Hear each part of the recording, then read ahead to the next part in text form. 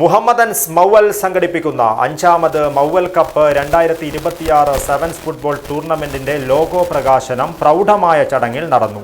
Nalappad furniture and interior managing director Shafi Nalappad യുവ വ്യവസായി നിസാം മലേഷ്യക്ക് നൽകി ലോഗോ പ്രകാശനം നിർവഹിച്ചു.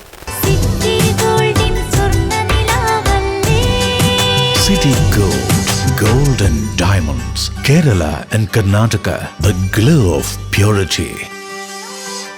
കലാകായിക സാമൂഹിക മേഖലകളിൽ 5 പതിറ്റാണ്ട് പിന്നിടുന്ന മുഹമ്മദൻസ് മൗവൽ സംഘടിപ്പിക്കുന്ന അഞ്ചാമത് Mauval cup 2026 Kerala football association അംഗീകൃത അഖിലേന്ത്യാ സെവൻസ് ഫുട്ബോൾ ടൂർണമെന്റ് 2026 ജനുവരി 17 മുതൽ ബേക്കലം ഫ്ലഡ് ലൈറ്റ് മിനി സ്റ്റേഡിയത്തിൽ വെച്ച് നടക്കും.